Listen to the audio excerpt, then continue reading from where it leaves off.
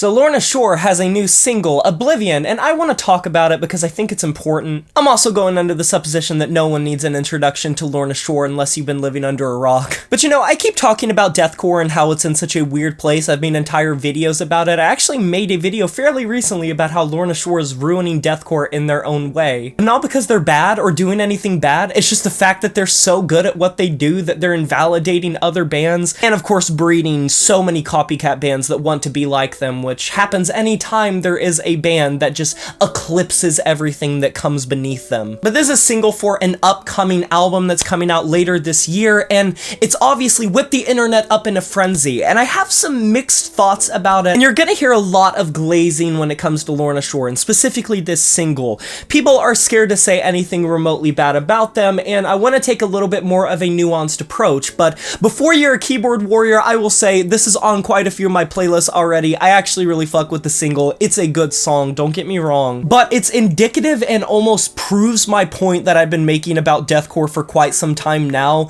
We are going to get to the point of fatigue, and I think it is so close on the horizon that people don't even realize it yet. I'm a core lover, I love metalcore and deathcore, and I am already feeling the fatigue. Oblivion as a song functions exactly like Lorna Shore has been doing for quite some time now. It is a symphonic black and deathcore style that is so cinematic and so theatrical. It looks like a big blockbuster Hollywood movie in terms of the budget for the music video. It's phenomenal. Will Ramos busts out some more gremlin highs, finds a way to go in the deepest subterranean levels of the earth to get his guttural growls. The breakdowns are heavy as all hell. The solo is tasty. The production is massive. It's everything you could want from a modern Lorna Shore song, and I think it is going to placate the fans that are looking for that specific itch. But that's the issue with this song. I think it has some glaring issues. Number one, the length. This song did not need to be this long. It really did not need to be 8 minutes long. I think it plays out a lot of its ideas incredibly fast, and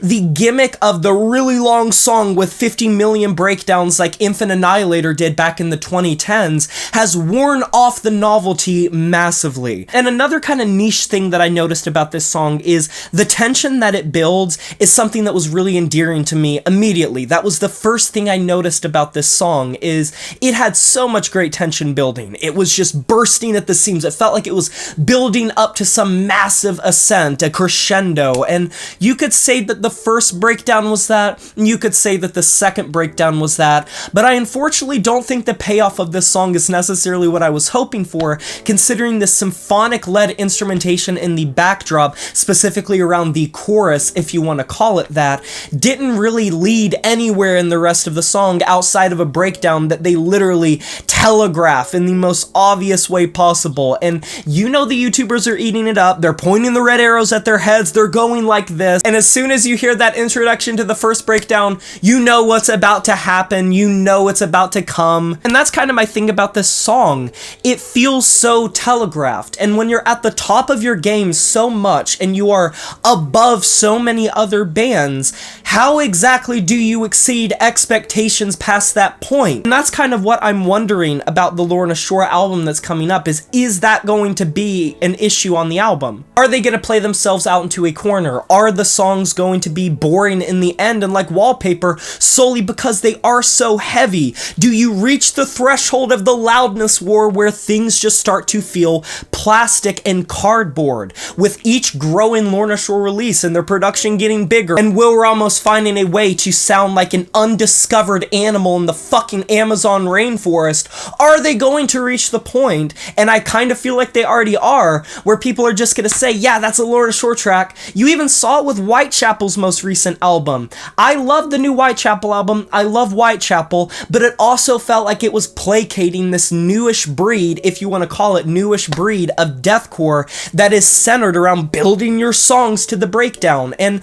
Lorna Shore, of course, pad out their music with more than just that, but so much of this track just feels like a winding labyrinth of riffs and vocals and layering and static that it plays out to just feel a little vapid in the end. And maybe these are just critiques in my opinion, but I wanted to open up the floor to you guys to discuss this a little bit and give me your opinions on it, because as a lover of deathcore and as a lover of Lorna Shore, I see the damage that they cause to the scene unintentionally, and it's no fault of their own because they're just really good at what they do. I don't think they're going out of their way to somehow make modern deathcore boring as hell. I don't know how you can do so much while feeling like you're doing so little, and that's not an issue Lorna Shore has, that's an issue modern deathcore has. But realistically, the song still bangs. It is still incredibly well written. You can tell a lot of passion and love was put into it, and it does excite me for the upcoming album regardless. I'm probably gonna give it a lot of listens. I've already been listening to Oblivion a lot, but it is very quickly starting to play itself out already, and the replayability I'm not sure is entirely there as much as it would have been if it was maybe a more trimmed down song, and maybe if they put in a little bit more outside of just the breakdowns being like the main selling points, because honestly, I've heard better breakdowns from Lorna Shore. I know people are shitting their pants over it, but I don't think these are the most creative Lorna Shore breakdowns we've gotten, and if this is like the big single that they're putting out to garner hype, I'm kind of wondering if the rest of the album is going to be similar to this. I think the second breakdown specifically, the big one, the one that all these people are reacting to so heavily, feels a lot more like To the Hellfire, but just toned down a little bit and with some heavier vocals, I guess, some more guttural growls being layered with each other. I think To the Hellfire was a lot better of a breakdown, and I don't know if that's just because it was newer in people's eyes, if it was more unique because people were getting into Lorna Shore more and more, and that was the introduction to like, hell,